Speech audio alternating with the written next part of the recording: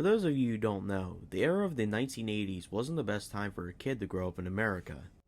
Back then, there was a so-called satanic panic going on. Kids were going missing left and right, and everyone was convinced that the cults were to blame. This blame it on the Satanist attitude was especially apparent where I grew up in South Carolina. Around there, blaming non-Christians for problems was as much a part of the culture as guns, sweet tea, and going to church on Sundays. I grew up in a small town in the Sunshine State, but the state soon proved to grow cloudier and cloudier around me as time went on. Things began to go downhill for me when I was 12 years old. I grew up in a little one-story house with my parents and my 8-year-old brother Danny. It's safe to say that Danny could be pretty annoying sometimes. In fact, looking back, I'd say he was on my nerves more than he was off. Still, I loved the kid deep down. Once in a while, he and I got along, and the moments that we did see eye to eye, well, they were truly memorable. Our times together ceased on April 13th, 1984. That day seems like a dream to me now, a distant memory. Danny and I had just gotten home from school.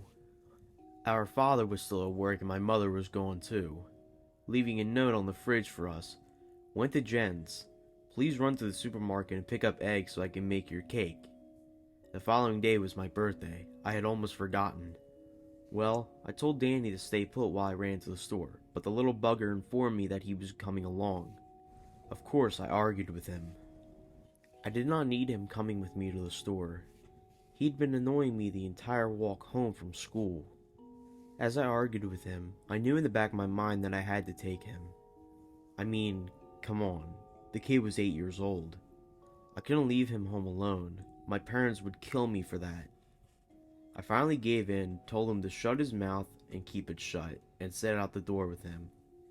Of course, the little annoyance bugged me the entire way. By the time we got to the supermarket, I was about ready to clobber him. All I did, however, was pull him to the side and scold him for about a minute. Looking back on it now, I wish I hadn't. I wish I just embraced his annoyance. Well, I turned away from the brat and made a beeline through the store, toward the poultry aisle. Always having trouble finding things in the supermarket, I was overjoyed I was able to find the eggs. I found the aisle, opened the cold fridge door, and grabbed the eggs. All that was left to do was check out and find Danny. I couldn't believe it. I hadn't even kept track of my little brother after I had scolded him. I frantically searched the store, and after not being able to find him for several minutes, I began to ask customers if they had seen a short, blonde-headed boy. No one had a clue. I even resorted to getting customer service to call for him, but my little brother didn't come. The worst part was going home and telling my parents.